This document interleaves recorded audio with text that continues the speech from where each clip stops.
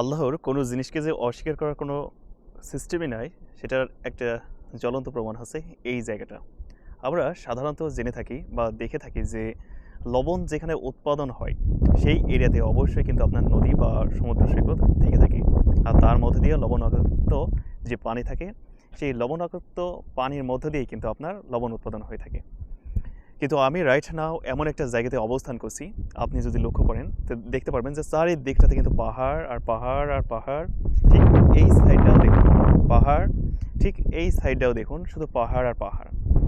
মাঝখানটাতে ছোট্ট একটা জায়গা, যেই জায়গাটাতে মহান আল্লাহর কুদরতে আপনার লবণ উৎপাদন হচ্ছে। আর এই লবণটা উৎপাদন হচ্ছে সম্পূর্ণভাবে একদম ন্যাচারাল, যে আল্লাহর কুদরতি ঠিক তেমনটাই। আর এটা বলতে পারেন যে এই জায়গাটা হচ্ছে আপনার লবণের খনি রয়েছে।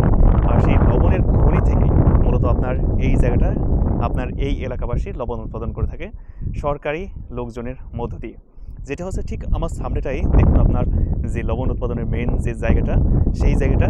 আর এই যে আপনারা যারা লবণের ঘেজ দেখছেন তারা অবশ্যই এই সিস্টেমটা দেখে বুঝতে পারছেন যে এই জায়গাতে আসলে যে পাইপটা দেওয়া হয়েছে, ওই পাইপটা হচ্ছে মূল হচ্ছে আপনার ওই পানি আসে, ওই জায়গা থেকে পানি ওঠে আর ওই পানিটা এই পাইপ থেকে দেয়, দিয়ে দেখা গেছে এই ঘেরগুলোতে আপনার পরিপূর্ণ করে রাখে।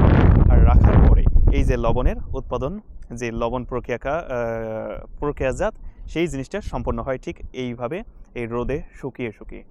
তো এই থেকে আপনি কি অস্বীকার করবেন যে আল্লাহর কুদরত বোঝা আসলে বড়ই কষ্টকর। দেখুন যে এমন একটা জায়গাতে এমন একটা জিনিস যেখানে কিন্তু কল্পনার বাইরে। আর ঠিক আমরা এখন রয়েছি ঠিক সেই জায়গাটাতে যেখানে প্রাকৃতিকভাবে একদম স্বয়ং আল্লাহর একটা কুদরতের মধ্যে দিয়ে লবণ উৎপাদন হয়, যেটা হচ্ছে পর্তুগালের ছোট্ট একটি শহর, ছোট্ট একটি গ্রাম, মারিয়ানাস দো সালে।